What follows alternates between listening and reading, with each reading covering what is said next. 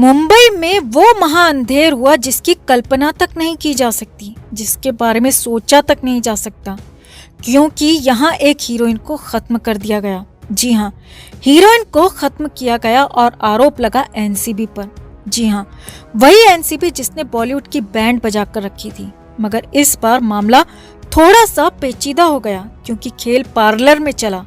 लाखों की डील भी हुई थी, मगर फिर अचानक हीरोइन खत्म हो गई। एनसीबी के नाम पर यह महाअंधेर हुआ, जिसके बाद बड़ा एक्शन भी हो गया है।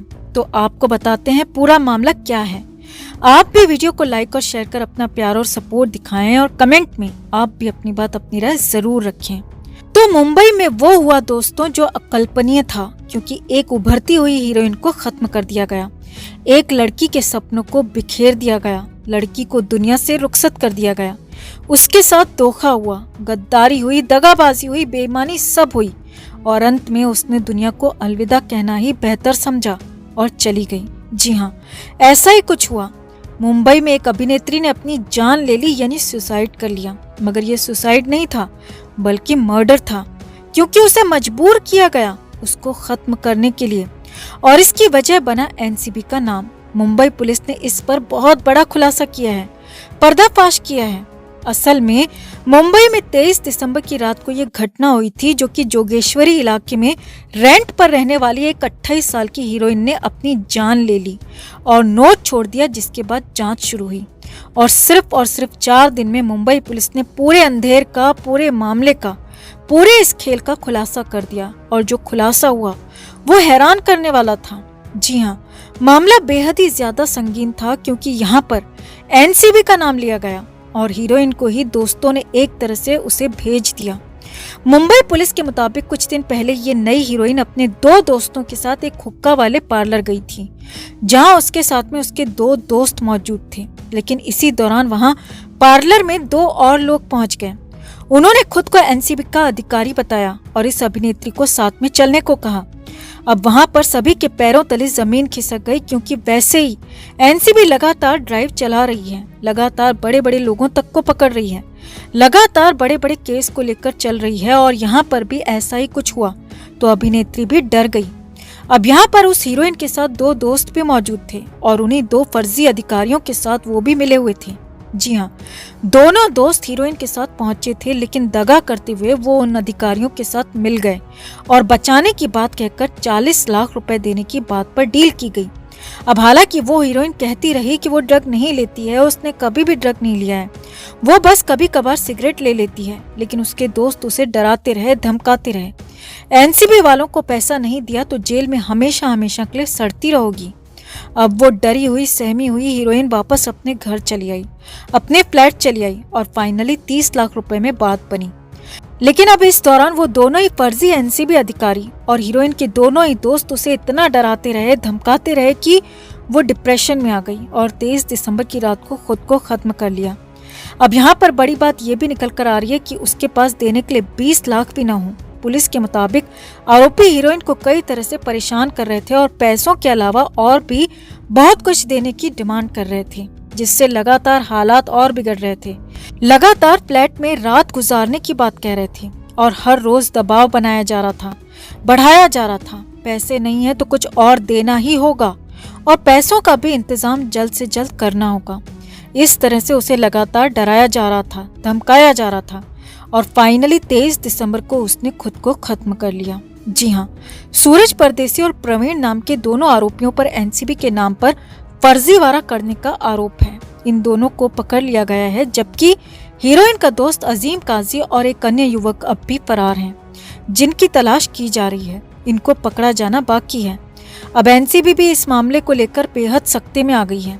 एनसीबी भी ऐसे मामलों से निपटने के लिए नई प्लानिंग बना रही है, क्योंकि एनसीबी के नाम पर पहले भी कुछ जगहों पर फर्जीवाड़े की खबर आई थी और अब एनसीबी के नाम पर बॉलीवुड में इस तरह से बड़ा अटैक हुआ है, इस तरह से बड़ा हमला हुआ है कि एक हीरोइन को अपनी जिंदगी से हाथ धोना पड़ा है।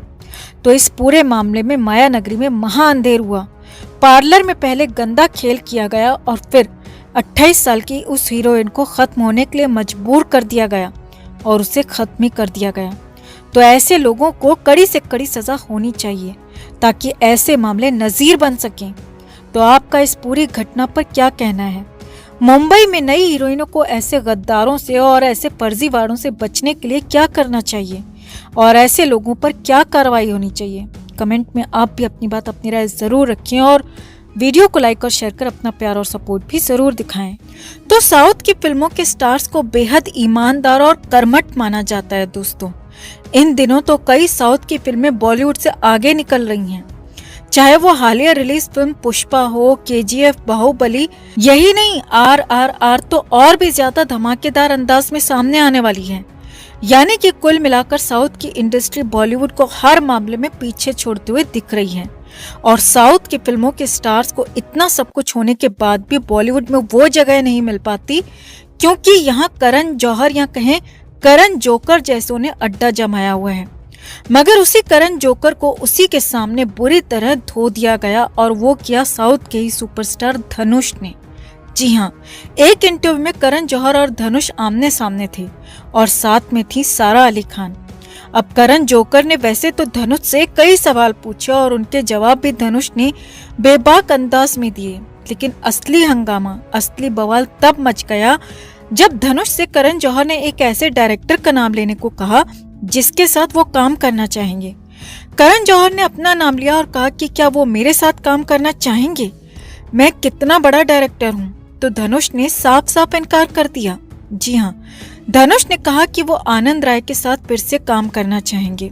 लेकिन जब करण जोकर ने रोक कर पूछा कि वो पुराने डायरेक्टर की बात नहीं कर रहे हैं बल्कि किसी नए डायरेक्टर की बात कर रहे हैं और उसमें मैं पूरी तरह से फिट बैठता हूँ, तो धनुष ने सामने ही साफ साफ इनकार कर दिया।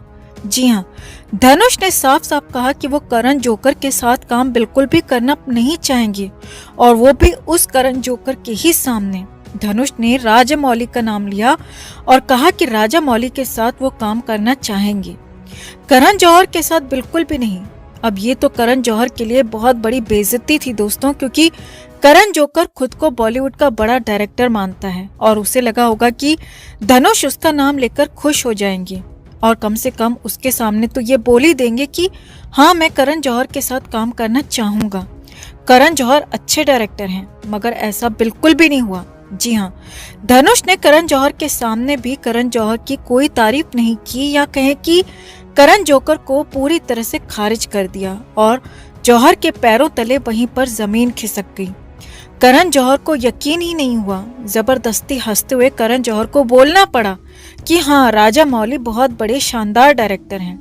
मगर यहाँ पर करण जौहर ने गुस्से को अंदर ही पी लिया, क्योंकि बेइज्जती बिल्कुल सामने हुई थी जो कि करण जौहर बिल्कुल भी एक्सपेक्ट नहीं कर रहा था।